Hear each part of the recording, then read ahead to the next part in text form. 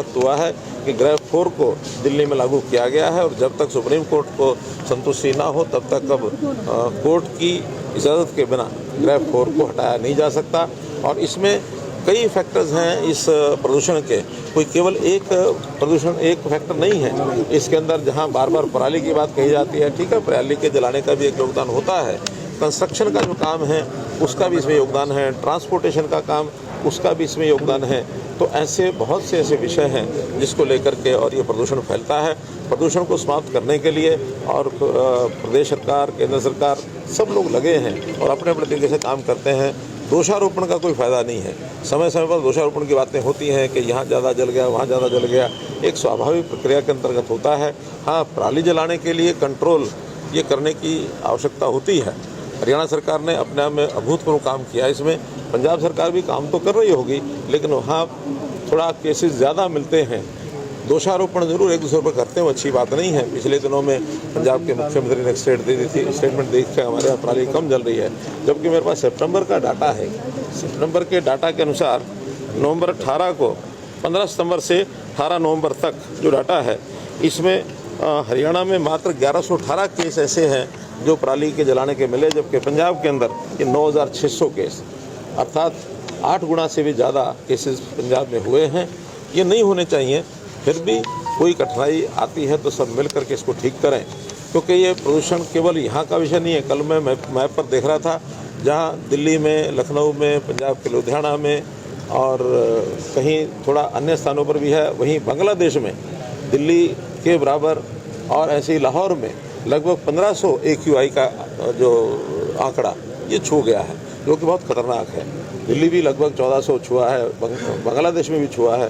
तो इन सब देशों को, प्रदेशों को सीमाओं से अलग हट करके मिल करके कुछ ना कुछ करें, ताकि मानवता के नाते से जो कठिनाई लोगों के स्वास्थ्य के ऊपर जो प्रभाव पड़ता है वो प्रभाव न पड़े।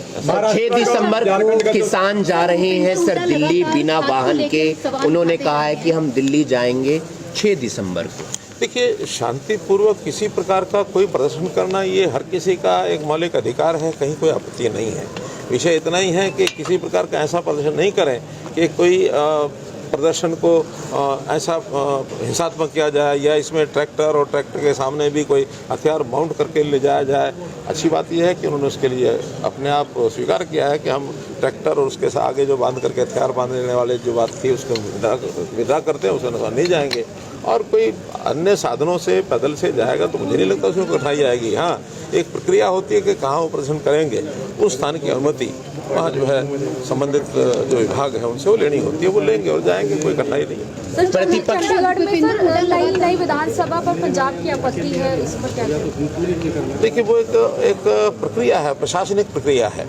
ज़मीन के बदले ज़मीन उसकी ऑफर की गई थी और उसकी प्रोसेस चल रही है, और उसमें पहले वन विभाग की क्लियरेंस नहीं मिल रही थी, वन विभाग की क्लियरेंस मिल गई है। और जो ज़मीन हरियाणा को ने डिमांड की है उसके बदले में पंजाब ने, चंडीगढ़ ने कहा कि हमको इसके बदले में 10 की बजाय 12 एकड़ ज़मीन चाहिए, तो 12 एकड़ का बात हो गई है। दोनों चीज़ें लगभग वर्बली तय हुई हैं, लेकिन फाइनल उसका जो होना है एग्रीमेंट, वो भी होना शेष है। इसमें पंजाब के लोगों को आपत्ति करने की आवश्यकता नहीं है।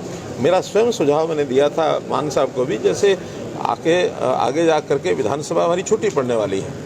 इस विधानसभा में आज 90 की संख्या है और डिलिमिटेशन के बाद ऐसा संभावना बताई जा रही है कि 126 संख्या हो जाएगी। वहाँ तो 90 लोग ही बड़ी मुश्किल से बैठ पाते हैं। पंजाब को भी अगर लगता है कि उनको भी कोई भवन विधानसभा आदि नई बनानी है, उनको भी ऐसा कोई ज़मीन चाहिए, तो चंडीगढ़ में ज़मीन बहुत है, बदले में वो साथ में लगता है उनका मोहाली है अथवा अन्य एरिया है, उसमें बदले में वो दे सकते हैं। तो कोई प्रोसेस करते हैं, ये एक म्यूचुअल एग्रीमेंट के नाते से है। कोई फ्री में ज़मीन नहीं ली जा रही और ना ही कोई ज़मीन का ऐसा विषय है कि चंडीगढ़ एडमिनिस्ट्रेशन के साथ कर नहीं सकता। चंडीगढ़ एडमिनिस्ट्रेशन ने पहले भी इस प्रकार की ज़मीनें बेची भी हैं, बदले भी किए हैं। सारा विषय है ज़मीन का बदला ज़मीन से हो रहा है, कोई ऐसा फ्री ले रहे हैं ऐसा नहीं है। प्रतिपक्ष जो भूपेंद्र सिंह हुड्डा हैं, उन्होंने कहा है कि बाप बेटा जो आप लोग कटाक्ष करते हैं अक्सर, उन्होंने कहा कि हम स्वतंत्रता संग्राम से जुड़े हुए व्यक्ति हैं, मेरे पिताजी स्वतंत्रता सेनानी रहे। उसका उन्होंने जवाब दिया। ऐसा है कि केवल वही जुड़े हुए ऐसा नहीं है, चाहे उनकी अपनी पार्टी हो चाहे दूसरी पार्टियां हो, सैकड़ों हजारों लोग जुड़े हुए हैं। इतना ही हमारा कहना है, उनको सुझाव है वो करें जो मर्जी, उनकी अपनी पार्टी जो मर्जी करें, लेकिन सुझाव ये है कि पार्टी में लोकतंत्रता लेकर के आए। लोकतंत्र इस नाते से अन्य लोग भी पार्टी में आगे आएंगे तो उनकी पार्टी को बढ़ावा मिलेगा, लोकतंत्र मजबूत होगा। अगर ये बापू बेटा की पार्टी जो कहते हैं लगातार उससे वो नहीं हटते हैं और अडिग रहते हैं, हमें उसकी हानि नहीं है, हमको हानि नहीं है, क्योंकि लोगों को ही लगता है कि ये जैसे राजा महाराजा होते थे, एक वंशावली जो राज करती थी, राजा का बेटा राजा, उसका बेटा राजा, ये अगर इस प्रकार से आज लोकतंत्र में कोई भी पार्टी चलाएगी तो वो पार्टी नुकसान में रहेगी। केवल कांग्रेस का ही विषय नहीं है, ये सब पार्टियों के लिए हमारा कहना है कि कभी भी एक परिवार की कोई अगर संस्था पार्टी बन के चलती है तो लोकतंत्र में उचित नहीं होता। धन्यवाद। कल इलेक्शन होने जा रहा है झारखंड में और महाराष्ट्र में सर। बहुत अच्छी बात है। हरियाणा जैसे चुनाव में एक अच्छी प्रगति भारतीय जनता पार्टी के नाते हमने सरकार बनाई है और वहाँ के लोग भी इससे बड़े उत्साहित हैं कि हम भी अपने यहाँ पर भारतीय जनता पार्टी की सरकार बनाएंगे। और मुझे लगता है कि वहाँ के लोग, वहाँ की जनता नरेंद्र मोदी जी के नीतियों में विश्वास करके और भारतीय जनता पार्टी की विचारधारा के अनुसार आगे बढ़ेगी और वहाँ दोनों जगह पर